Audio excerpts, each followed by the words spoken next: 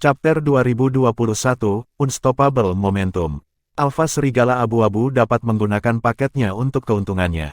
Biaya sangat tinggi. Jiang Chen memberitahu fakta bahwa ada sesuatu yang sangat salah. Ia memerintahkan bawahannya untuk terus-menerus menabrak diri mereka sendiri melawan penyelundup manusia, seperti rantai selusin Cannonballs gemuk. Jiang Chen menguatkan dirinya. Alpha jelas merasa terpojok untuk menggunakan taktik putus asa. Kecepatannya memberinya keuntungan luar biasa atas serigala, memungkinkannya untuk zigzag ke kiri dan kanan dengan cepat untuk menghindari semua serigala. Alpha kagum pada pendekatan manusia. Itu mencoba semua yang dia bisa, tetapi manusia tidak boleh dihalangi. Dengan sedikit akselerasi, Jiang Chen melompat ke punggung Alpha. Alpha itu meraung, meremang, dan bergetar untuk menyingkirkan penunggangnya yang tidak diinginkan. Ia mencoba untuk memutar kepalanya untuk mengubah rahangnya pada Jiang Chen. Sayangnya, tidak satu pun dari hal-hal ini yang benar-benar berpengaruh. Jiang Chen memberikan pukulan ringan ke dahi serigala. Serigala Alpha merasakan kepalanya berputar. Dalam keadaan linglung, itu tidak lagi bisa melakukan perlawanan yang efektif.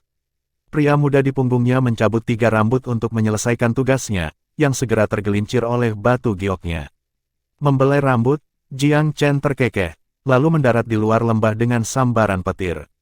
Dia sangat cepat di pulau kedua, sampai-sampai dia sendiri agak malu tentang hal itu. Para jenius yang bersaing lainnya masih terjebak di kabut pulau pertama. Sementara itu, ia mendekati yang ketiga. Karena salinan slip giok terletak pada para hakim, kemajuannya disaksikan secara langsung. Bahwa seorang jenius bisa melewati 2 pulau dengan begitu cepat hampir tidak pernah terdengar, tetapi anonimitas slip mencegah para hakim untuk mengetahui dengan tepat siapa itu. Para juri bertukar pandangan bingung. Beberapa orang bertanya-tanya apakah slip itu sendiri mengalami masalah. Jenius ini bekerja terlalu baik, bukan? 2 pulau dalam 2 jam. Faksi mereka milik siapa? Petik 2. Aku bertanya-tanya siapa itu. Sebelum jawabannya terungkap, beberapa tanah suci berharap bahwa itu milik mereka. Perdana pertama Eternal Secret Land tidak berbeda. Intuisinya mengatakan kepadanya bahwa jenius berkinerja tinggi ini mungkin Jiang Chen. Dia tidak memiliki banyak harapan untuk yang lain. Five Great Gentlemen diketahui cukup biasa-biasa saja. Sui Chen lumayan, dan yang lainnya lebih buruk darinya. Itu tidak realistis untuk berpikir mereka melakukannya dengan sangat baik. Saat ini, Eternal hanya memiliki Jiang Chen untuk diandalkan. Haha, Daoiski, apa yang kamu pikirkan? Apakah kamu mungkin bertanya-tanya apakah jenius terkemuka ini adalah Jiang Chen dari tanah suci kamu? Seseorang dengan sengaja mengajukan pertanyaan ini dengan suara keras. Prime pertama tidak menyangkalnya. Menurut apa yang aku ketahui tentang dia, mungkin dia. Mustahil. Aku pikir itu adalah Lu Mingye dari Flora Secret Land. Petik 2. Tidak, permaisuri racun sepertinya lebih mungkin. Mengapa itu bukan Hulei kita sendiri? Aku memiliki keyakinan bahwa sang jenius berasal dari Void. Setiap pembicara lebih berkulit tebal dari sebelumnya. Tak satu pun dari mereka menghindar dari membual tentang mereka sendiri. Zijumin tersenyum dingin. Aku menjamin bahwa jenius adalah Jiang Chen, katanya dengan pasti. Jika kamu tidak percaya padaku, kita bisa bertaruh. Apa yang kita pertaruhkan? Apapun yang kamu suka, Zijumin balas langsung. Keyakinannya menakuti orang yang tidak setuju dengannya. Dia telah menyatakan bahwa itu bukan Jiang Chen semata-mata karena kecemburuan dan ketidaksukaan bagi kaum muda. Keyakinan Zijumin mengingat hal itu sangat merusak jaminan yang lain, terutama mengingat bahwa kinerja yang kuat dari Jiang Chen adalah hasil yang paling mungkin. Diskusi memanas tumbuh di antara para hakim dan audiensi mereka tentang siapa sebenarnya jenius misteri itu.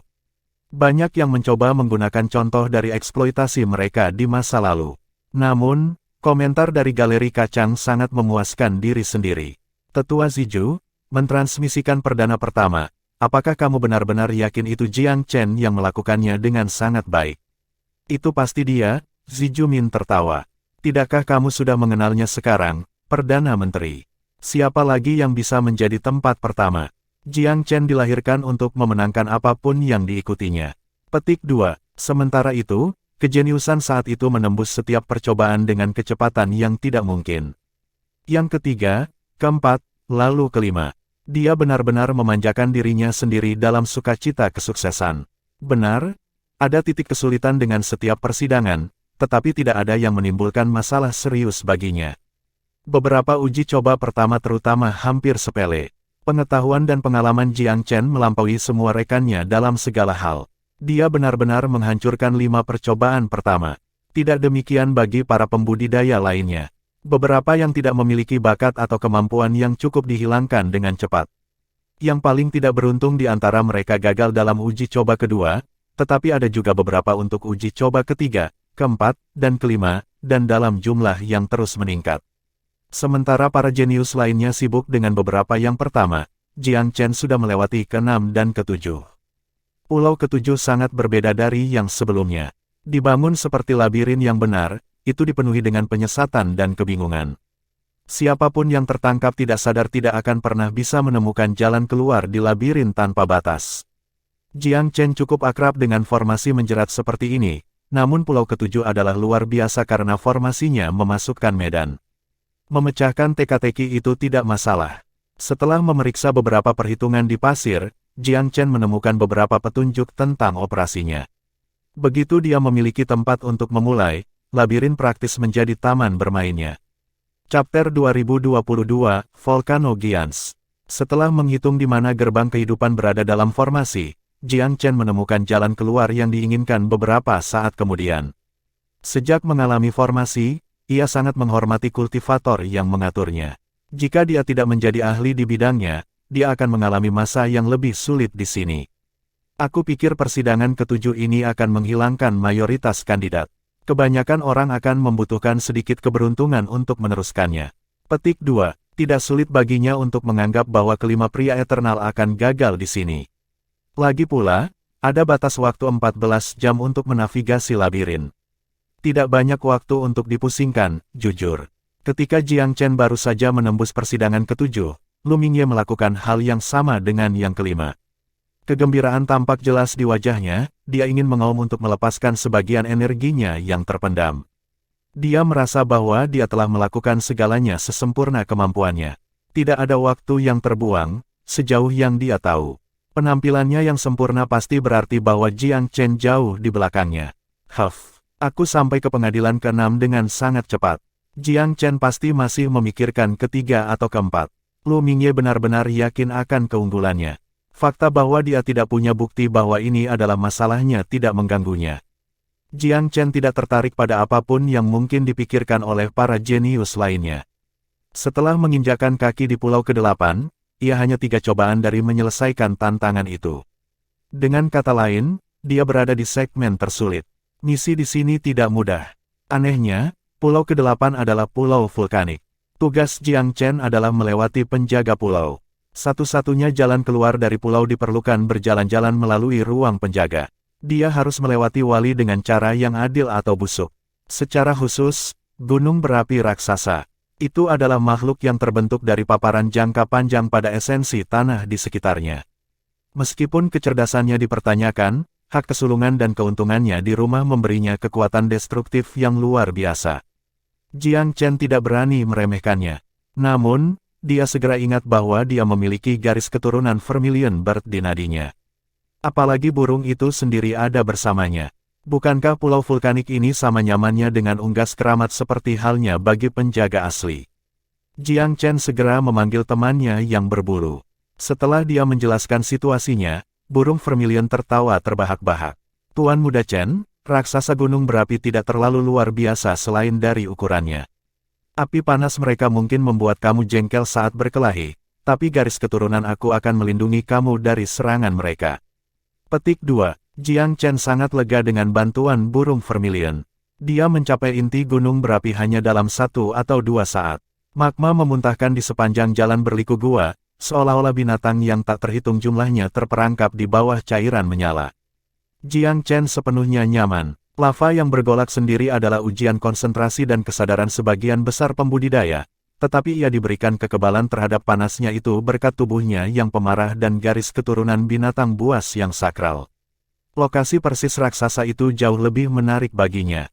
Di mana pintu keluar, dia menemukan sangat singkat. Raungan amarah menggema melalui lubang bawah tanah. Dinding berbatu mulai bergetar. Gumpalan lava menyembur keluar dari lubang di sekitar, menembak dengan agresif ke arah Jiang Chen. Pria muda itu tersenyum. Kilatan emas memunculkan tubuhnya yang marah, mengisolasi lava dan batu dari daging. Meski begitu, meskipun dia tidak terluka oleh suhu mendidih dari batu yang meleleh, Jiang Chen didorong ke sudut oleh kekuatan semata-mata dari arus. Tanah gua mulai runtuh dan pecah-pecah. Seekor makhluk besar sedang mengangkat kepalanya. Tubuhnya yang membentang adalah humanoid kasar, tetapi setidaknya beberapa lusin kali lebih besar dari manusia normal.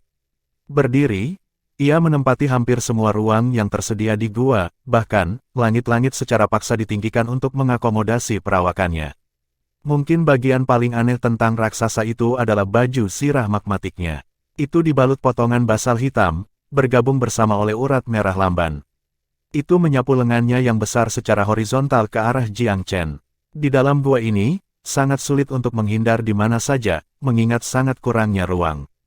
Jiang Chen hanya bisa merunduk untuk menghindari serangan tepat pada waktunya. Dia hampir tidak bersemangat dengan pekerjaan di depan. Raksasa gunung berapi itu adalah kebalikan dari Pussover. Meminta bantuan Vermilion Bird adalah satu-satunya hal yang bisa memastikan kemenangan instan baginya. Namun, dia tidak mau bergantung pada bantuan burung itu.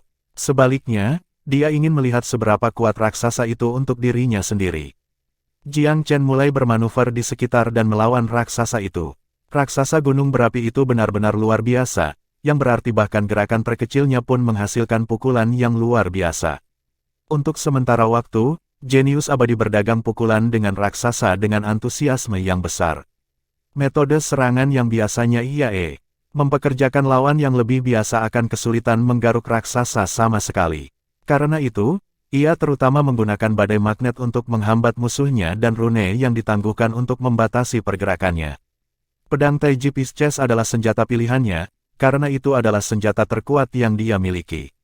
Meskipun rune yang ditangguhkan lebih rendah daripada formasi dalam beberapa hal, kecepatan penyebarannya membuat mereka jauh lebih praktis.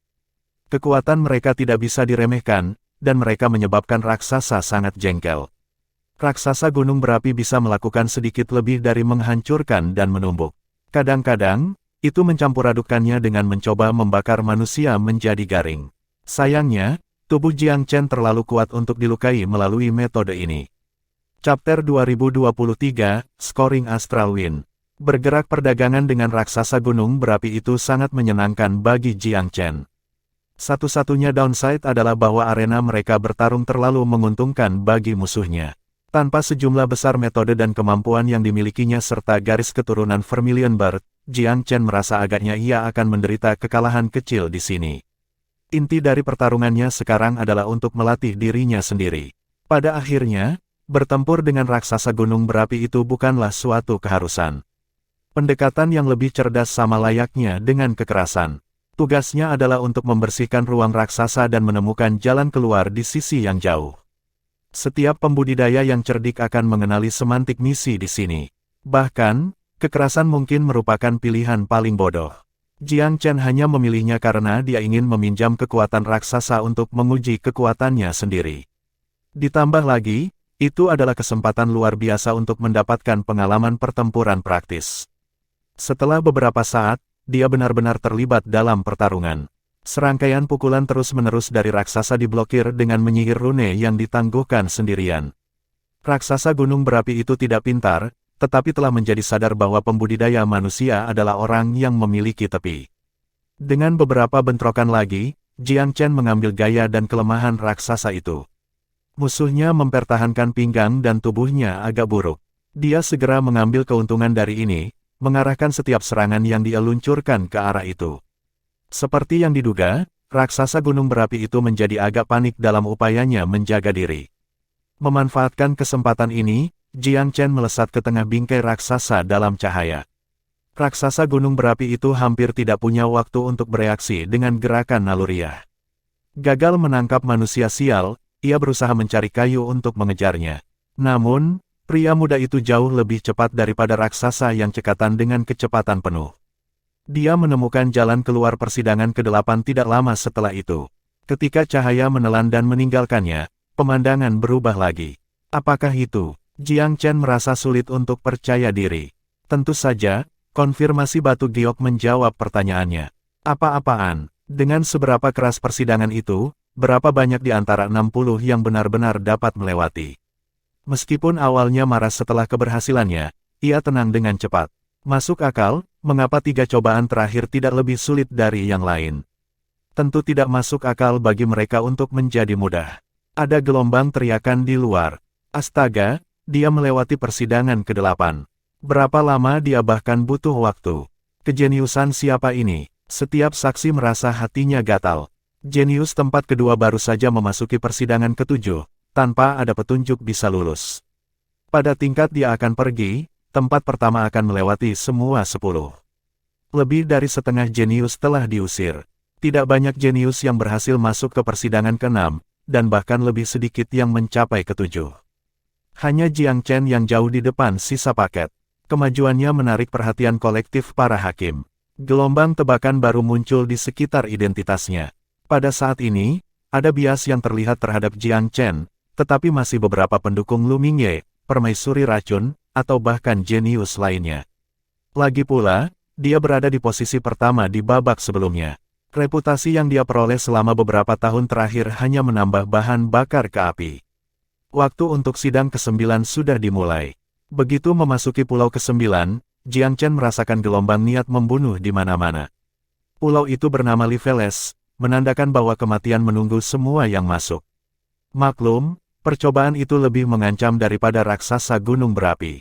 Jiang Chen memfokuskan 120% perhatiannya pada merasakan lingkungan di sekitarnya. Pohon-pohon dan ranting-ranting beralih ke senjata dan pedang saat dia berjalan, menamparkan dia dari segala arah.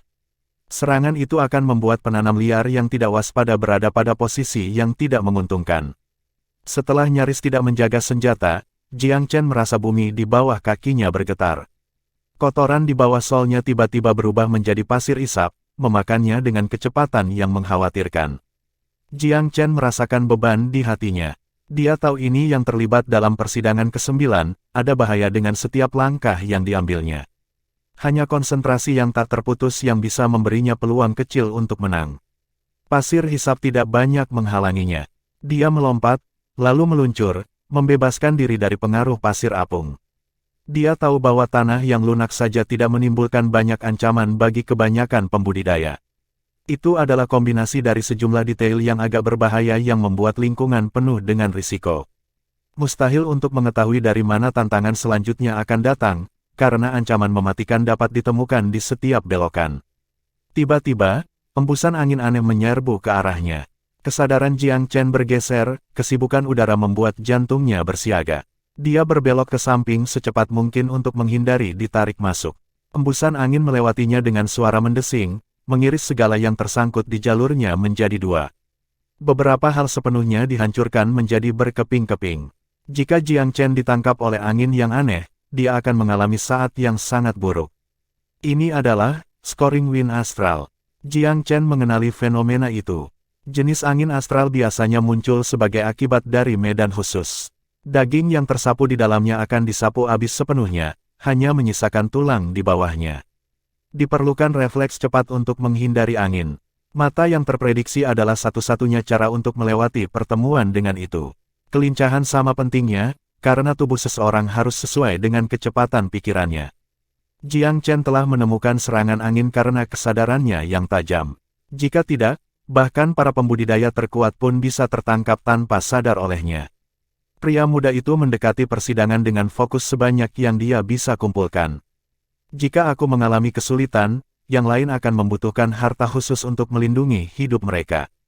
Kalau tidak, mereka pasti akan mati dalam uji coba ini. Chapter 2024, Shocking the Executives. Jiang Chen tidak asing dengan angin astral scoring. Dia tahu itu sebagai badai yang menghancurkan dari kehidupan masa lalunya. Tempat paling berbahaya adalah mata badai. Di pinggiran, seseorang bisa bertahan selama mereka bergerak secepat angin. Jiang Chen mempertimbangkan badai di depannya. Itu kuat, tapi tidak sekuat yang seharusnya. Angin astral ini masih dalam masa pertumbuhan. Itu cukup untuk mengancam para pembudidaya empirean rata-rata, tetapi tidak para peladang empire tingkat lanjut dengan kelincahan dan kesadaran di atas rata-rata. Sangat sedikit dari kontestan muda yang telah mencapai empirean tingkat lanjut. Empirean tingkat ke-7 adalah bar tertinggi. Oleh karena itu, Bahkan yang terbaik di antara para jenius muda mungkin tidak dapat menghadapi badai. Jiang Chen tidak terburu-buru. Dia berkonsentrasi mengamati angin astral. Tidak ada pola yang jelas untuk pasang surutnya, tetapi ada beberapa aturan umum yang bisa disimpulkan. Angin astral scoring muncul tergantung pada medan dan fitur geologis. Untuk menghindari angin, seseorang harus mempelajari medan terlebih dahulu dan mengidentifikasi polanya. Petik 2. Berkat pemahamannya yang mendalam tentang angin astral, dia tahu apa yang harus dilakukan setelah meluangkan waktu untuk mengobservasinya. Bentuknya berkedip ketika pikirannya dibuat. Waktu untuk pergi. Menjelajahi astral wind di level ini bukanlah ancaman bagiku. Petik 2. Ketika pikiran itu menghantamnya, embusan angin menyapu ke arahnya. Dia menembak ke kanannya seperti kilat untuk menghindarinya. Dia kemudian mencambuk ke kiri dalam sekejap. Dia melompat dan berzigzag melewati badai. Angin astral datang kepadanya tanpa henti dari segala penjuru, tetapi dia meramalkan semuanya dan menghindar pada saat yang tepat. Dia jatuh ke dalam ritme. Dengan rahmat yang mudah, dia berjalan ke sisi lain. Tidak peduli bagaimana badai berubah dalam frekuensi dan pola, dia tetap tidak tersentuh. Eksekutif senior dari 10 tanah suci telah berkumpul bersama di luar Pulau Sunplane. Sebagian besar dari 60 kandidat telah tersingkir. Hanya kurang dari 10 yang masih bertahan. Five Great Gentlemen Eternal semuanya telah ditendang dari permainan. Baik Wu Yu dan Gan Ning sekarang hanyalah penonton. Untuk kesenangan tanah suci, Jiang Chen masih berada di salah satu pulau, yang berarti dia setidaknya berada di antara 10 besar. Seseorang sudah memasuki pulau terlarang ke-9. Siapa si aku SAKT? Yang lain masih di pulau ke-7, dua dari mereka baru saja memasuki pulau ke-8. Tapi jenius misterius ini telah memasuki ke-9 dan masih kuat. Petik 2, itu pasti Jiang Chen dari abadi. Tebakanku adalah permaisuri racun si King Lu. Kenapa itu tidak bisa kakak senior Lu Mingye? Jangan lupa tentang jepit rambut emas gadis suci Si Tong dan Yuling. Mereka juga termasuk jenius terbaik. Petik 2, tidak ada dari mereka yang bisa dibandingkan dengan Jiang Chen. Aku mendengar dia seorang dewa yang berinkarnasi. Dia ditakdirkan untuk kebesaran. Petik 2, payah hingga abadi semua yang kamu mau. Jiang Chen bahkan bukan penduduk asli Myriad Abyss. Rupanya, dia dari domain manusia. Kita semua tahu seberapa jauh domain itu tertinggal. Petik 2, aku tidak ingin membuang waktu berdebat denganmu. Lempar dengan taruhan jika kamu punya nyali. Petik 2, kenapa tidak? Aku tidak takut padamu. Petik 2, para murid muda itu kasar dan lugas ketika mereka berbicara. Mereka masing-masing memiliki kandidat favorit yang mereka pikir akan memenangkan kompetisi. Namun secara umum, kebanyakan dari mereka netral. Berbicara secara objektif, banyak yang percaya bahwa Jiang Chen kemungkinan besar adalah orang yang telah mencapai pulau ke-9. Dia mendominasi bagian pertama dari kompetisi, dan ada cukup banyak rumor tentang dia untuk memulai. Reputasinya melebihi para pemuda lainnya. Pikiran yang lebih masuk akal percaya dia tidak boleh dianggap jenius muda yang sederhana. Bahkan jika dibandingkan dengan para eksekutif senior di Tanah Suci, Jiang Chen bisa menahan diri terhadap banyak dari mereka. Dia mengalami kemajuan dengan kecepatan yang konyol. Perdana pertama Eternal yakin bahwa Jiang Chen harus menjadi kandidat utama, tetapi dia tidak bisa membantu tetapi sedikit khawatir. Bagaimana jika itu bukan Jiang Chen? Dia mencoba yang terbaik untuk memadamkan kegembiraan dan kegembiraannya, memasang sikap tenang dan tenang. Akan memalukan jika dia terlalu cepat bersemangat dan akhirnya terbukti salah. Di sisi lain, Xi Jumin belum pernah menghibur kemungkinan bahwa Jiang Chen akan kalah dari pemuda lain. Wu Yu, Gan Ning, menurutmu siapa kontestan di pulau ke-9 itu? Tanyanya sambil tersenyum. Tanpa berkedip, Gan Ning menjawab, saudara senior Jiang Chen, tentu saja. Wu Yu terkekeh. Itu harus saudara senior Jiang Chen. Kami telah menghabiskan waktu bersama. Kami tahu kekuatan dan tekniknya lebih baik daripada kebanyakan orang di sini. Kita tahu betul bahwa tidak ada jenius muda lain yang berhak menyaingi dia. Dia berdiri di atas kita semua, dan jaraknya sangat bagus. Petik 2. Sui Chen merasa seolah-olah dia telah ditikam di hati. Wajahnya menjadi gelap dan kaku. Dia tidak setuju dengan pujian Wu Yu yang tak terkendali. Wei Yong telah kehilangan rasa hormat terhadap Sui Chen. Dia menggemakan sentimen Wu Yu. Sangat sedikit yang bisa mengesankan gadis suci Si Tong dan Yao Guang. Saudara senior Jiang Chen adalah satu-satunya di generasi muda yang mencapai prestasi itu. Petik 2. Itu adalah pukulan keras pada Sui Chen, yang telah mencoba untuk memulai percakapan dengan para gadis suci dan akhirnya ditangkap. Jiang Chen, sebaliknya, tidak hanya meyakinkan para gadis suci untuk melepaskan Sui Chen, tetapi juga memenangkan persetujuan mereka. Kedua pria itu siang dan malam. Debat mereka terputus oleh seruan bersemangat. Melihat seseorang melewati pulau ke-9 dan memasuki ke-10. Petik 2. Bom itu berdesir menembus kerumunan dan menarik perhatian semua orang. Kerumunan meletus menjadi obrolan. Eksekutif senior dari 10 negeri suci menganggap mustahil menyelesaikan misi ke-9. Itu adalah titik akhir yang ditentukan mereka. Namun, seseorang telah membuktikan kesalahan mereka. Chapter 2025, Legends of the Ten Forbidden Island. Sesuatu yang luar biasa baru saja terjadi. Seseorang benar-benar telah lulus uji coba ke-9. Semua eksekutif melompat berdiri di saat yang sama, keheranan tertulis di mata mereka. Mereka benar-benar terkejut dengan apa yang mereka lihat. Siapa yang mungkin? Jenius yang luar biasa. Pikiran yang sama melintas di benak semua orang. Eksploitasi anak muda yang tidak dikenal itu layak dikagumi secara seragam.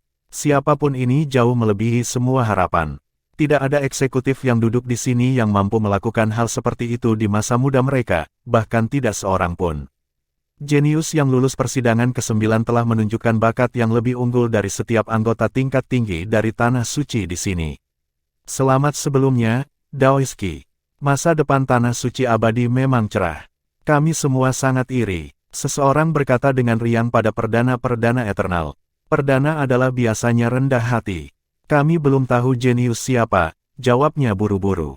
Mungkin bukan seseorang dari Eternal. Haha, aku tidak ragu itu adalah Jiang Chen muda. Kita semua tahu kemampuan jenius lain. Tidak ada dari mereka yang bisa berharap untuk melakukan ini. Petik 2, kamu benar. Bahkan murid terbaik dari Tanah Suci telah menetapkan batasan. Kita semua memiliki perkiraan yang baik tentang kemampuan mereka. Jiang Chen adalah satu-satunya pengecualian, karena dia muncul begitu cepat, kami belum mengenalnya sepenuhnya. Petik 2. Banyak selamat, Taoiski. Seorang pria muda yang hebat seperti dia sulit ditemukan. Namun, aku dengar dia adalah asli dari domain manusia daripada Eternal. Aku sedikit khawatir apakah kesetiaannya akan tetap dengan Myriad Abyss. Petik 2. Perdana pertama tidak menerima pujian dengan sangat serius.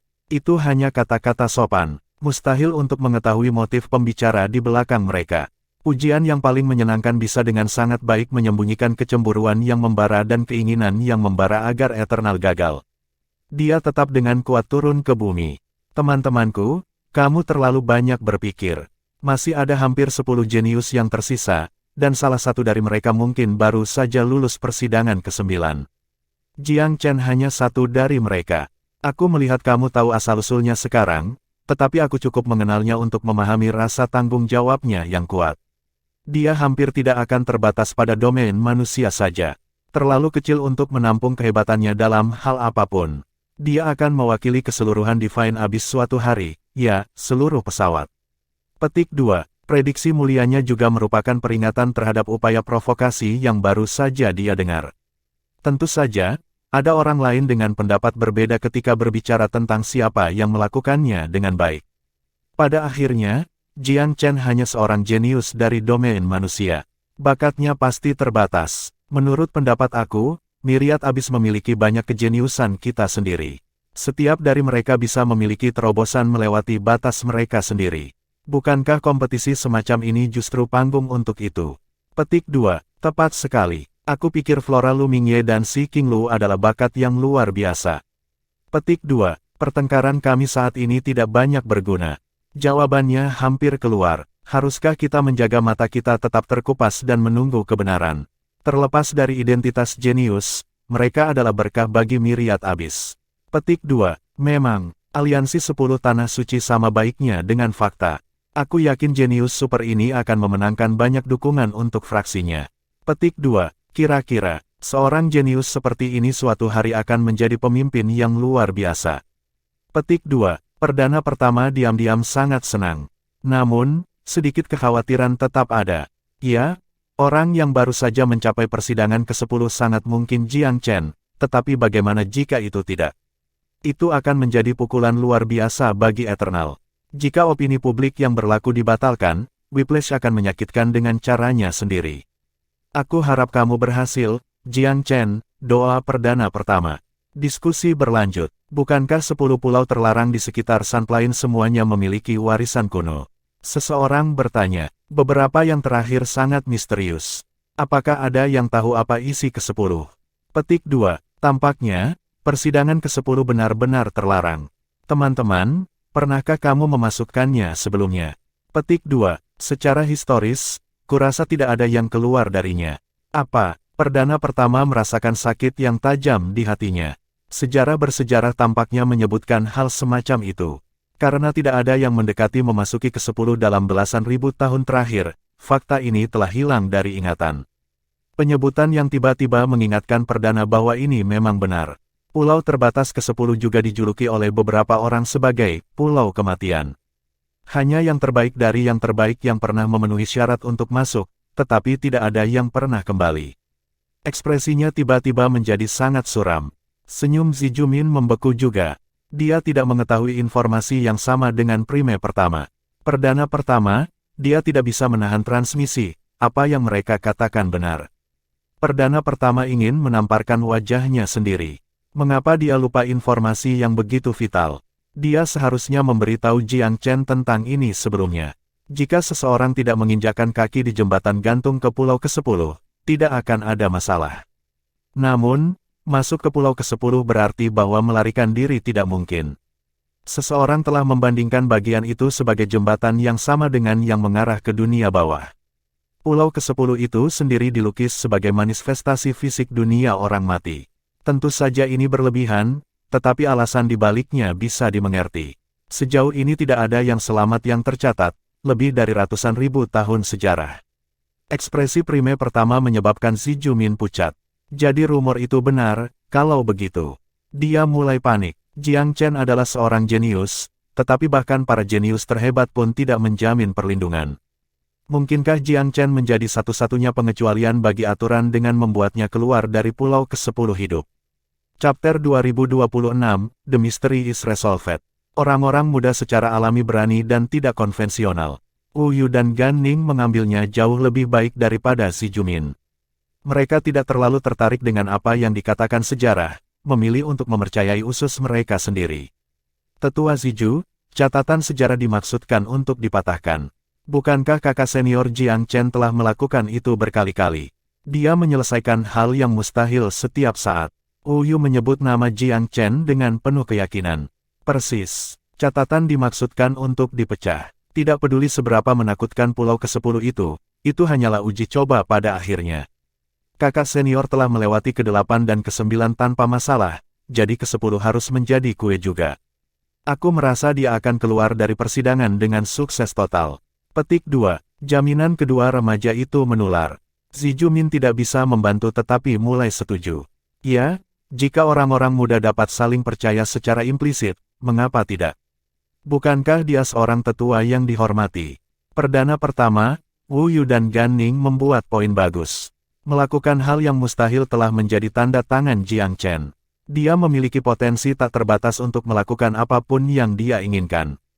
Petik 2. Tampilan di mata Prima pertama menjadi bertentangan. Nada suaranya dipenuhi dengan penyesalan dan menyalahkan diri sendiri. Mungkin berbeda kali ini. Aku ceroboh. Para eksekutif tanah suci lainnya melihat seringai utama Eternal. Mereka menyadari bahwa topik itu mungkin menyakitkan baginya. Beberapa terdiam, tetapi yang lain menambahkan penghinaan pada cedera. Aku dengar pulau ke-10 sama bagusnya dengan neraka di bumi. Hanya ada kematian yang ditemukan di sana. Aku ingin tahu apakah itu benar. Lagi pula, tidak ada yang pernah berkunjung ke pulau itu dalam 10.000 tahun terakhir. Mungkin jenius ini akan menjadi batu ujian bagi rumor ini. Petik 2. Jika rumor itu benar, itu akan sangat memalukan. Tidak peduli dari golongan mana si jenius berasal, Myriad Abyss Island kesakitan karena kehilangan mereka.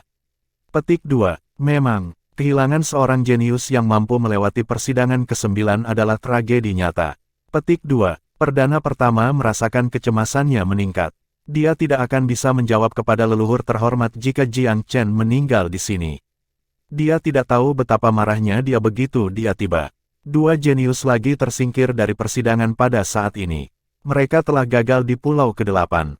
Jam-jam terbuang karena semakin banyak yang keluar. Hanya 4 yang tersisa sekarang. 2 dari Tanah Suci Flora, Lu Mingye, dan Si Qinglu. Salah satunya adalah gadis suci Sunrise Sitong. Tentu saja, yang terakhir adalah Jiang Chen yang abadi. Ini umumnya dianggap yang terkuat dari generasinya. Jiang Chen dengan mudah adalah yang paling populer. Pendapat yang berlaku mulai beralih kepadanya menjadi orang yang memasuki pulau ke-10. Udara menjadi semakin tegang. Tanah suci yang jeniusnya dihilangkan sedikit kesal, tetapi juga bersyukur. Setidaknya para jenius mereka telah hidup kembali. 2 jam kemudian, satu lagi dikeluarkan. Lu Mingye kali ini, lelah, tergesa-gesa, dan dengan perasaan frustrasi di wajahnya, tindakan pertama Lu Mingye adalah bertanya kepada hakim apakah dia yang terakhir keluar. Ketika dia mendengar bahwa 3 lagi masih tersisa, dia merasakan pukulan berat di dadanya. Dia sangat marah karena dia dipaksa keluar karena kehilangan fokus. Kebenarannya jauh lebih buruk dari yang dia harapkan. 3 orang jenius terbukti lebih unggul darinya. Nama mereka hanya membawa bayangan lebih jauh ke wajahnya. Seperti yang dia harapkan, itu adalah lawan yang paling dia waspadai. Namun, Si Qinglu dan Si Tong telah melakukan jauh lebih buruk di babak pertama daripada dirinya. Jika keduanya dihilangkan oleh percobaan ke-8 juga, skor akhir mereka untuk segmen ini tidak akan terlalu jauh. Imbalan mereka mungkin berbeda, tetapi dia masih memimpin secara keseluruhan. Tapi itu Jiang Chen. Lu Mingye menggertakkan giginya karena memikirkan kejeniusan abadi. Bagaimana mungkin anak itu masih ada di dalam? Apa yang memberinya hak untuk berjalan di seluruh Lu Mingye? Dia benar-benar tidak tahan. Kecemburuan menghabiskan jiwanya seperti ular beludak. Namun, dia dengan cepat mendengar bahwa salah seorang jenius memasuki pulau terbatas ke-10. Pada awalnya, kepalanya berputar linglung, tetapi desas-desus yang beredar bahwa tidak ada jenius lain dalam sejarah yang hidup membebaskannya. Lu Mingye hampir ingin melemparkan kepalanya ke belakang dan berkokok. Surga tersenyum padanya. Dia tahu lebih baik daripada siapapun bahwa satu-satunya jenius yang mampu mencapai pulau ke-10 adalah Jiang Chen. Tidak mungkin Si Tong atau Si Qinglu, karena kekuatan mereka sebanding dengan miliknya. Perbedaan antara Jiang Chen dan dirinya sendiri cukup besar untuk putus asa. Dia sangat bersyukur bahwa kebenaran mengerikan seperti itu ada di tempat pertama. Schadenfreude memenuhi hatinya. Bagus, aku harap dia tidak pernah kembali lagi. Dia pantas mati karena jauh di atas semua orang. Dia tidak tahu kapan harus tetap low profile. Surga sendiri menentangnya. Aku ingin melihatnya berjuang sekarang. Petik 2. Lu Mingye tidak benar-benar kalah di tangan Jiang Chen, tetapi jauh di lubuk hatinya, dia membenci kejeniusan abadi jauh lebih banyak daripada Si Qinglu. Si Qinglu menghormati Jiang Chen sampai tingkat tertentu setelah kehilangannya. Meskipun Lu Mingye tidak berkelahi dengan Jiang Chen, dia takut bersembunyi dari yang lain. Ini adalah tanda hitam abadi pada catatannya. Satu-satunya cara dia bisa mengabaikannya adalah jika Jiang Chen meninggal di sini. Setelah 6 jam berlalu, Si Tong dan Si Qinglu kembali muncul juga. Mereka tidak dapat melewati scoring Astral Wind, dan karenanya dihilangkan. Sekarang, semuanya jelas. Jiang Chen adalah satu-satunya yang tetap di dalam. Seperti yang semua orang duga sebelumnya. Dia benar-benar jenius di garis depan. Kejeniusannya yang luar biasa membuat iri semua orang. Mungkin surga juga iri padanya. Perdana pertama pucat. Dia sedikit panik sekarang. Karena tidak ada yang keluar dari pulau ke-10 dalam sejarah. Babak ini berakhir, kan? Seseorang berbicara. Ya, ini sudah berakhir. Mari kita hitung hasilnya. Mendesah. Perdana pertama segera menemukan jalan keluar untuk kemarahannya. Siapa bilang ini sudah berakhir? Tidak ada yang melebihi sebelum batas waktu habis. Petik 2. Chapter 2027, The Ten Forbidden Island. Perdana pertama sangat marah. Dia tahu bahwa Jiang Chen harus menjadi orang di pulau ke-10 sekarang dan seberapa banyak kesulitan yang dia hadapi. Namun, waktu yang diberikan masih jauh dari bangun. Itu sangat menghina ke tanah suci abadi untuk menghitung hasil sekarang, dan dia tidak akan berdiri untuk itu. Sebenarnya, orang yang membuat saran hanya melakukannya untuk memprovokasi dia. Meskipun hampir konsensus bahwa Jiang Chen tidak akan bisa kembali, mereka masih harus mengikuti aturan. Jika kebetulan dia kembali, mereka akan berada di tempat yang sangat canggung tanpa melakukannya. Dengan demikian, menjaga penampilan sepenuhnya diperlukan, terlepas dari kutukan yang tak terputus pada Pulau ke-10. Faksi yang memiliki hubungan baik dengan Eternal datang untuk menghibur perdana yang pertama. Uresmoke dari Martial Secret Land menawarkan perspektifnya sendiri. Daoiski, aku merasa bahwa Jiang Chen disukai oleh keberuntungan. Tidak ada pertanda sakit di wajahnya. Kami dapat mempertimbangkan rumor dan sejarah, tetapi itu tidak semuanya konklusif. Seorang jenius seperti Jiang Chen tentu berbeda dari yang lain. Aku yakin dia akan menghindari segala bahaya. Petik 2. Martial Secret Land berhutang budi kepada Jiang Chen, dan Uresmoke sendiri agak mengagumi pemuda itu. Jika dia belum pernah berdamai dengan Huang sebelumnya, dia akan mencoba menyatukannya dan muridnya Yuling. Perdana pertama berjuang untuk tersenyum. Aku harap kamu benar, temanku. Jika dia keluar dari yang ini, tidak ada yang bisa menunggangnya. Petik 2. Para jenius terbaik selalu menanggung kesulitan yang biasa dilakukan duniawi. Mereka diasah dan diperkuat melalui setiap cobaan, sampai akhirnya mereka mencapai puncak prestasi. Petik 2. Jiang Chen tidak tahu bahwa dunia luar beramai-ramai tentang kemajuannya. Dia tidak tahu dia seharusnya mati. Bahkan, dia tidak tahu apa yang harus dia lakukan di sini. Slip batu giok tidak memberinya tugas untuk persidangan ke-10. Apakah tidak ada? Ini aneh. Apakah pekerjaan aku hanya bertahan selama waktu yang ditentukan dan bertahan? Dia merenung. Begitu dia tiba, dia merasakan perbedaan mencolok antara pulau ke-10 ini dan 9 pulau sebelumnya. Jiang Chen memperhatikan tidak ada bahaya di sini. Ada kedamaian dan ketenangan yang aneh. Kehidupan tanaman jarang nyaris tidak berhasil menyembunyikan banyak hal. Pulau itu sendiri juga tidak terlihat besar. Itu diselimuti kabut laut yang samar, tapi itu tidak berbahaya. Misteri apa yang dimiliki pulau ini? Jiang Chen tidak bisa mengerti. Kesadarannya tidak menemukan tanda-tanda kehidupan di sekelilingnya. Sesekali dengungan serangga di samping, bukan mengintip bisa didengar. Apakah pulau ini tidak cocok untuk kehidupan? Dari penampilan pepohonan dan rumput yang jarang, kurasa itulah masalahnya. Petik 2. Bingung, Jiang Chen mulai mengeksplorasi sedikit lebih banyak. Bumi tandus mengandung energi roh yang kuat, yang tidak cukup cocok dengan fakta.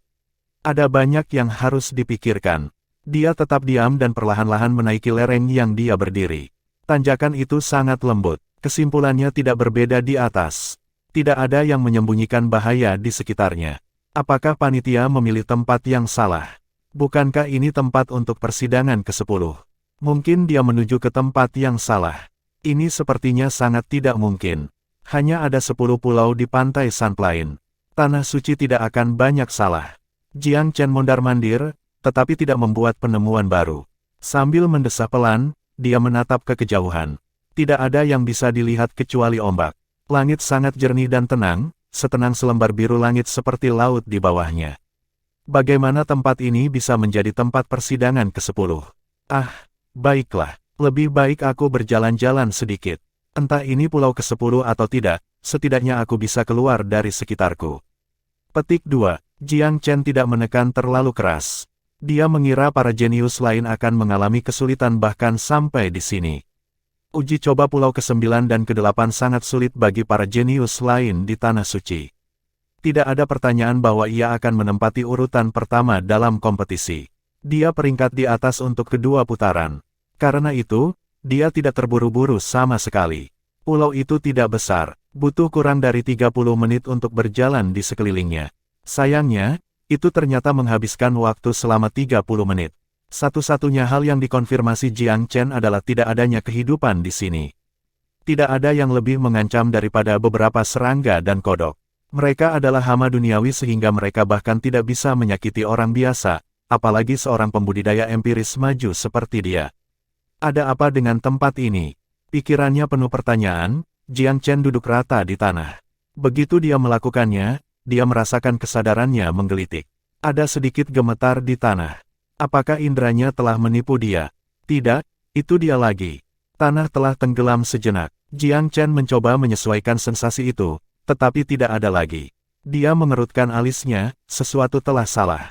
Kesadarannya cukup tajam untuk tidak berhalusinasi. Apa yang dia rasakan nyata. Bagaimana mungkin sebuah pulau goyang? Nadi bawah tanah? Atau mungkin gempa lokal? Ini benar-benar tidak terasa seperti itu. Akan ada lebih banyak aktivitas jika itu yang terjadi. Tapi Jiang Chen sama sekali tidak merasakan gempa susulan. Kurasa aku benar-benar berhalusinasi. Pria muda itu memberanikan diri dengan ragu. Chapter 2028, Astounding Discovery. Getaran tiba-tiba di bawahnya mengingatkannya. Pulau itu tidak seperti apa rasanya. Ada sesuatu yang lebih dari sekadar bertemu mata. Dia hanya belum mengidentifikasi apa itu. Fakta bahwa dia gagal menemukan apapun setelah pemeriksaan yang cermat membuatnya semakin waspada. Apapun rahasia pulau itu, ia tersembunyi dengan baik. Kalau tidak, dia akan ditemukan sesuatu.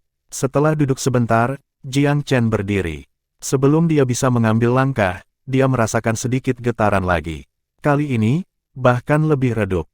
Karena dia berdiri, hampir mustahil untuk dideteksi. Jika dia tidak siap untuk memperhatikannya karena dia merasakan getaran ketika duduk, dia akan sepenuhnya tidak menyadari.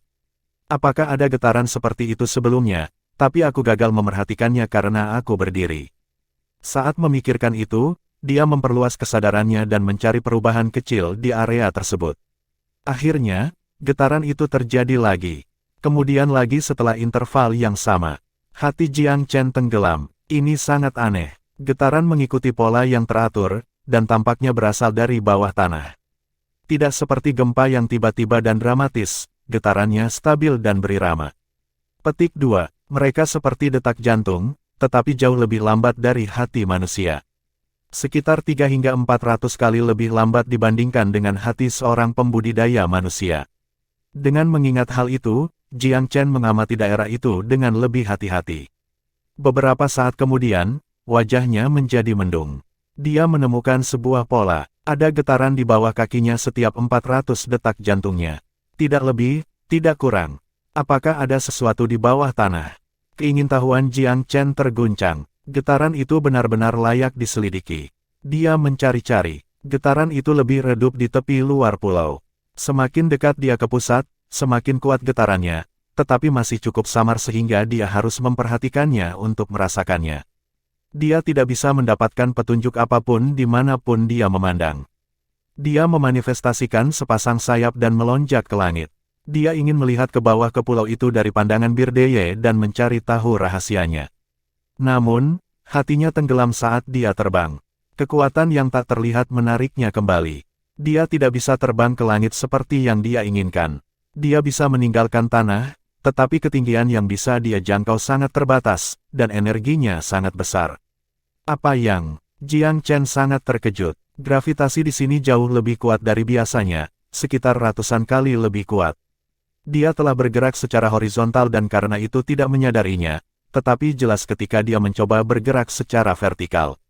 Apakah gravitasi yang ratusan kali lebih kuat dari biasanya menjadi rahasia pulau? Jiang Chen terkejut, tetapi tidak panik. Dia mengaktifkan orb bodhisattva bumi dan memanfaatkan energi bumi di dalam dirinya, mengubah gravitasinya agar sesuai dengan pulau itu. Sebagai harta paling kuat dari sekte formasi kuno, orb bodhisattva bumi yang tak ternilai beresonansi dengan pulau segera setelah diaktifkan. Itu mulai menyerap kekuatan gravitasi besar di pulau itu. Tanah di bawahnya tampak tenggelam secara spontan. Kemudian, sesuatu yang tak terduga terjadi. Pulau itu bergetar, bukan hanya secara vertikal, tetapi juga secara horizontal. Jiang Chen bisa melihat dengan matanya sendiri bahwa pulau itu menimbulkan gelombang tinggi saat bergerak, seperti ikan paus yang memotong air. Kecepatannya tumbuh semakin cepat. Apa-apaan, pulau ini bergerak. Dia telah melihat banyak hal aneh dalam hidupnya, tapi tetap saja ini mengejutkannya. Belum pernah ada pulau yang bisa bergerak. Mungkinkah pulau ini menjadi formasi? Atau dasar dari suatu formasi? Namun, dia tidak merasakan apapun yang diperlukan untuk sebuah formasi, jadi itu tidak mungkin. Sebagai master formasi, dia yakin akan penilaiannya. Apa yang terjadi selanjutnya bahkan lebih aneh. Tanah di bawah kakinya retak, bumi kering retak. Tumbuhan kecil apa yang ada di sana hancur dan meluncur ke laut. Medan terus berubah, memperlihatkan permukaan hijau keabu-abuan. Garis-garis berpotongan yang tidak beraturan membagi permukaan menjadi berbagai bentuk. Ada segi 5 dan segi 5. Permukaan tampak sangat aneh. Jiang Chen mempertimbangkannya sebentar. Tiba-tiba, matanya bersinar karena tidak percaya. Permukaan aneh mengingatkannya pada sesuatu. Dia mendorong bola ke kekuatan penuh dan menyerap gaya gravitasi yang mengerikan. Tubuhnya tumbuh lebih ringan, dan dia naik semakin tinggi di atas tanah. Dia melihat ke bawah dari atas. Jantungnya berdebar kencang. Sekarang dia mengerti. Itu seperti cangkang kura-kura. Bentuk dan pola pulau itu menyerupai cangkang kura-kura, dan pulau itu bergerak di air seperti sedang berenang. Bahkan seseorang dengan pengalaman sebanyak dia terkejut. Penyu sangat besar sehingga orang mengira itu adalah pulau. Getaran yang dirasakan Jiang Chen pastilah detak jantung kura-kura itu. Penyu raksasa memiliki warisan unik mereka sendiri. Mereka dapat memperlambat detak jantung mereka tanpa batas, bahkan hingga beberapa detak per hari. Dia menarik napas. Jika ini adalah kura-kura, itu pasti kura-kura yang sudah hidup lama sekali. Dia sudah lama berkeliaran di tubuh kura-kura tanpa disadari. Jika kura-kura itu menyerang, dia akan berada dalam bahaya besar. Chapter 2029, The Secret Beast Black Tortoise. Jiang Chen terkejut, tetapi masih tenang. Dia menatap kura-kura laut yang bergerak cepat dari atas. Kura-kura pasti akan bergerak setelah diperingatkan. Biasanya, makhluk seperti kura-kura tidak agresif, tetapi kura-kura yang mengejar bela diri berbeda. Jiang Chen terus menjaga diri. Dia tidak ingin mengandalkan suasana hati yang baik dari makhluk itu untuk menjaga dirinya tetap aman. Dia harus siap. Nalurinya memberitahunya bahwa kura-kura itu tidak bisa diremehkan. Jiang Chen memanggil burung vermilion, Long Xiaoxuan, dan Little White. Dia merasa lebih percaya diri dengan mereka bertiga di sisinya. Haha, Tuan Muda Chen, tempat apa ini? Sebagai entitas ilahi, burung vermilion segera diperingatkan tentang keanehan daerah tersebut. Jiang Chen menggambarkan apa yang terjadi. Burung vermilion mengangguk. Setelah mengamati sekelilingnya, ekspresinya berubah. Dia mengarahkan matanya yang tajam ke kura-kura raksasa di bawah.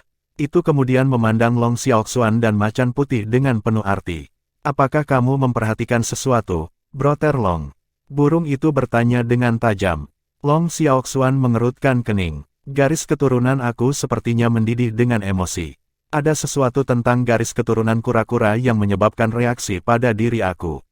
Petik 2. Harimau itu terkejut juga. Aku memiliki perasaan yang serupa. Sesuatu tentang kura-kura itu tidak benar. Petik 2. Mereka memandangi burung itu. Ini bukan kura-kura sederhana. Tiba-tiba, burung itu berteriak, "Awas, dia akan menyerang." Percakapan mereka terputus. Ekor yang menyerupai cambuk baja ditembakkan dari ujung belakang makhluk itu. Permukaannya terbelah seperti lapis baja. Ekor tebal mencambuk Jiang Chen dan yang lainnya. Ruang hampir runtuh sendiri. Dari lautan yang naik ke langit, keganasan serangan tidak mengurangi sedikitpun. Dengan refleks petir, burung vermilion melebarkan sayapnya, mengaburkan matahari dan melindungi Jiang Chen dan binatang buas suci lainnya. Melintas ke samping, menghindari ekor yang kuat. Serangan itu meninggalkan bekas luka mengerikan di udara. Jiang Chen dan yang lainnya tegang, kaget dengan demonstrasi kekuasaan. Kura-kura biasa memiliki ekor yang sangat pendek. Sangat sedikit yang bisa menggunakannya untuk menyerang. Sepengetahuan Jiang Chen, tidak ada penyu dengan tingkat kekuatan ofensif seperti ini. Mungkinkah, Long Xiaoxuan berkata tanpa sadar, binatang suci kura-kura hitam. Warisan ingatan naga muncul tiba-tiba. Pencerahan itu membawanya ke spekulasi yang tepat. Kura-kura hitam. Kejutan Jiang Chen terlihat jelas di wajahnya, juga sedikit kegembiraan. Dia tidak berharap bertemu dengan kura-kura hitam di sini. Apakah kamu yakin, Saudara Long? Jiang Chen menarik napas dalam-dalam dan memverifikasi dengan suara rendah. Long Xiaoxuan mengintip burung vermilion. Bagaimana menurutmu, kakak vermilion? Burung itu tersenyum masam. Itu memang kura-kura hitam. Garis keturunan tidak bisa dipalsukan. Fakta bahwa darah kita beresonansi dengan kura-kura adalah bukti yang cukup kuat. Kedalaman resonansi seperti itu tidak mungkin terjadi tanpa keempat makhluk suci itu hadir. Petik 2. Long Xiaoxuan mengangguk. Kamu benar. Lihat, kura-kura sedang mengintip kita. Petik 2. Jiang Chen melihat ke bawah. Kepala makhluk itu telah disembunyikan di cangkangnya, tetapi sekarang kepalanya dibesarkan dengan bangga. Kura-kura hitam memiliki kepala yang menyerupai kura-kura biasa, tetapi sebenarnya adalah hibrida dari kura-kura dan ular. Oleh karena itu, kura-kura hitam memiliki leher yang panjang, halus, kuat, dan tidak bisa dipecahkan seperti terbuat dari logam. Itu mengangkat kepalanya tinggi dan bangga, seolah-olah itu memamerkan kepada Jiang Chen dan yang lainnya. Namun, ada sedikit kebingungan di matanya. Garis keturunannya beresonansi juga, perasaan yang benar-benar asing baginya. Jiang Chen mengkonfirmasi bahwa binatang itu adalah kura-kura hitam setelah memperhatikan dengan baik. Penampilan dan kekuatannya semua sesuai dengan pengetahuannya tentang binatang suci. Dia hampir tidak bisa menahan kegembiraannya. Dia menjelajahi seluruh dunia untuk mencari kura-kura hitam, dan sekarang telah menemukannya secara kebetulan. Belum lama ini, dia telah berbicara dengan Vermilion Bird tentang kekuatan belaka yang akan diciptakan oleh 4 binatang suci ketika berkumpul bersama. Dia bertanya-tanya bagaimana dia akan menemukan kura-kura hitam. Burung itu mengatakan bahwa kura-kura itu ada di Pulau Myriad Abyss, tetapi tidak ada yang tahu apakah rumor kuno masih berlaku. Sudah lebih dari 200.000 tahun sejak itu. Segalanya akan berubah secara substansial. Itulah sebabnya Jiang Chen tidak berharap sebanyak itu meskipun dia sangat ingin menemukan kura-kura hitam. Keberuntungan memainkan peran yang terlalu besar dalam hal ini. Dia tidak berharap bertemu dengan binatang suci terakhir hari ini. Bagaimana mungkin pulau terlarang ke-10 sebenarnya adalah kura-kura hitam? Apakah tidak ada orang dari 10 negeri suci yang tahu tentang ini? Petik 2. Dia percaya bahwa 10 negeri suci harus dalam kegelapan tentang hal ini. Kalau tidak, mereka tidak akan mengambil risiko menyinggung binatang suci. Kura-kura hitam secara drastis berbeda dari kura-kura biasa. Mungkin tidak secepat bertarung seperti macan putih, tetapi juga membenci wilayahnya yang terganggu. Pulau Sunplane sangat dekat dengan wilayah kura-kura. Saudara Vermilion, seberapa kuat kura-kura hitam? Jiang Chen mentransmisikan. Itu ada di level aku, kata burung itu dengan serius. Dan ini adalah wilayahnya. Tidak mudah untuk menghadapinya di sini. Petik 2. Burung itu menambahkan dengan yakin, namun, kita berempat menentangnya. Peluang tidak menguntungkannya. Jangan khawatir. Petik 2. Jiang Chen tidak khawatir. Bahkan, dia bersemangat. Bagaimana dia bisa memenangkan Black Tortoise? Binatang suci tidak mudah diyakinkan. Itu sekuat burung Vermilion. Jiang Chen hanya bisa menggerakkan hati burung itu dengan kebaikan karena dia menabraknya ketika berada di titik terendah. Kura-kura hitam itu jelas penuh kehidupan dan jauh dari keputusasaan. Dia tidak akan bisa memenangkan persetujuannya dengan cara yang sama. Biarkan aku bicara dulu, Tuan Muda, kata burung Vermilion. Baiklah, jawab Jiang Chen. Baik dia, Long Xiaoxuan, atau Little White cukup kuat untuk berbicara dengan kura-kura hitam dengan pijakan yang sama. Jika kura-kura itu adalah orang yang sombong, itu mungkin mengabaikan mereka sepenuhnya. Burung Vermilion setidaknya setara dengan itu dalam kekuasaan, membuat kura-kura lebih mungkin untuk berbicara dengan burung itu. Cobalah pendekatan diplomatik terlebih dahulu, Brother Vermilion, kata Jiang Chen. Cobalah untuk tidak menyinggung dan menjaga perdamaian jika memungkinkan. Chapter 2030, The Vermilion Birds Silver Tongue. Setelah mengenal Jiang Chen selama bertahun-tahun, Vermilion Bird telah memahami manusia. Dia tahu dia sangat ingin merekrut kura-kura hitam.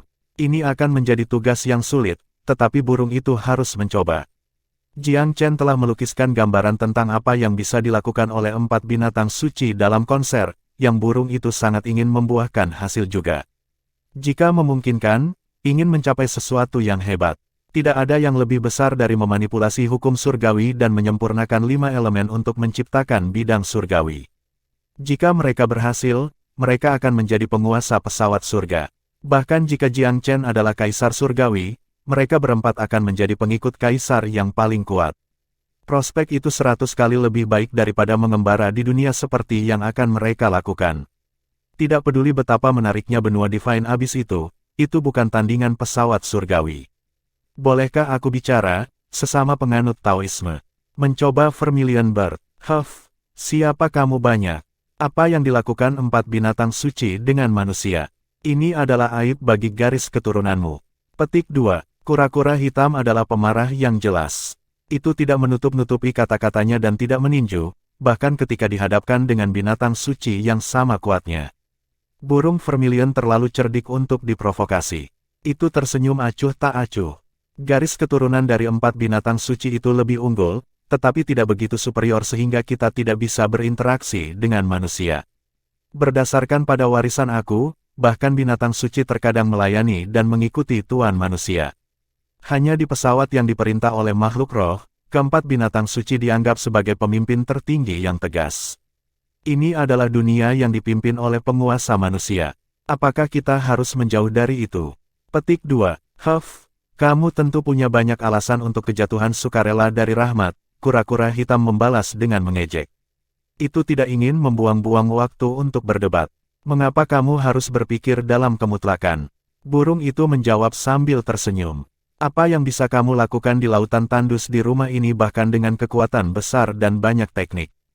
Kamu mengubur kepala kamu di pasir dan mencoba meyakinkan diri sendiri sebaliknya. Sejujurnya, kamu baru saja bermain mati. Petik 2. Kura-kura terbang marah. Beraninya kamu mengatakan itu. Burung itu mengangkat bahu. Mengapa kamu tidak mengunjungi daerah ramai di Miriat Abis jika itu tidak terjadi? Tapi tidak, kamu takut.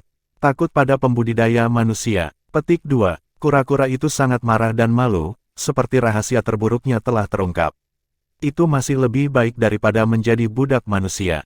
Aku menjalani kehidupan yang baik sendiri. Kamu membuat lelucon dari diri sendiri dan garis keturunan kamu. Petik 2. Burung vermilion tetap tersenyum, tidak terganggu. Kamu mungkin bisa mengatakan itu jika aku adalah satu-satunya yang mengambil keputusan, tetapi naga sejati dan harimau putih astral juga mengikuti tuan mudaku. Bisakah kamu dengan jujur mengatakan bahwa kita semua tidak memiliki pandangan jauh ke depan? Kura-kura hitam yang menganggap diri mereka terlalu bagus untuk dunia nyata. Kamu telah terputus dari kenyataan setelah bersembunyi di sini dengan sedikit interaksi dengan dunia luar. Petik 2. Secara alami, kura-kura hitam tidak akan mengakuinya. Itu mengejek. Selama aku bebas dan bahagia, apa hubungannya dunia luar denganku? Sejak zaman kuno, ada pembudidaya manusia yang masuk tanpa izin ke wilayah aku. Semua manusia bodoh itu mengira punggung aku sebagai pulau dan menjadi makanan aku.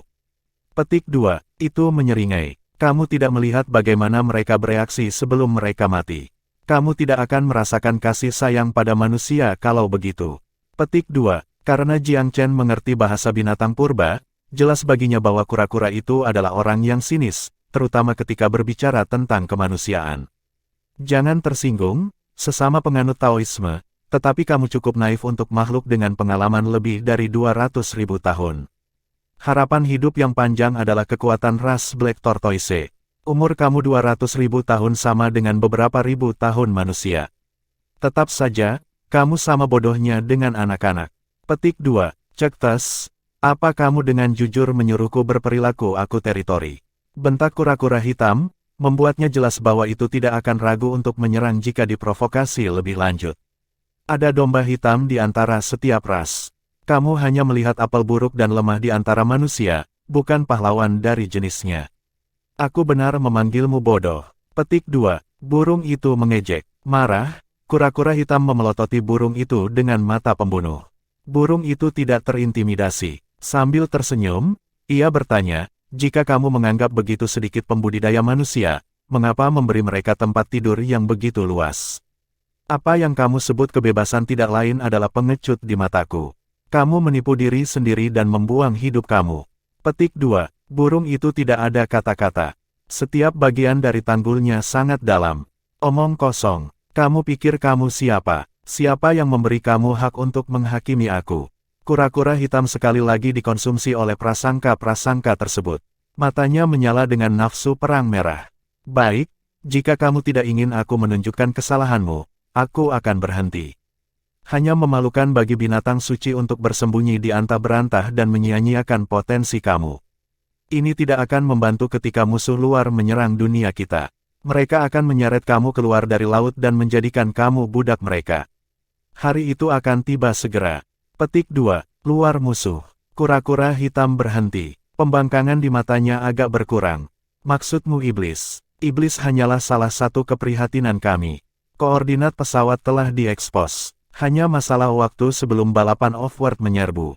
Garis keturunan suci kita akan menjadikan kita target utama mereka. Dengan garis keturunan kura-kura hitam kamu, sesama pengikut Taoisme, kamu pasti akan menjadi milik mereka yang paling membanggakan setelah kamu diperbudak. Petik 2. Itu memukul kura-kura dengan keras. Matanya melebar ketika menatap burung itu, mencoba menentukan apakah burung itu mengatakan yang sebenarnya. Burung itu mungkin sedikit hiperbolik, tetapi tidak mengatakan sepatah kata pun. The Black Tortoise spat.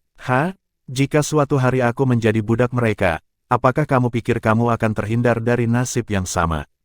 Kita mungkin tidak, tapi setidaknya kita akan berjuang untuk diri kita sendiri dan dunia. Kami tidak akan bersembunyi di lautan seperti yang kamu lakukan, terlalu terintimidasi untuk berinteraksi dengan orang-orang. Dalam hal tidak menghormati garis keturunan kami tidak cocok untuk kamu.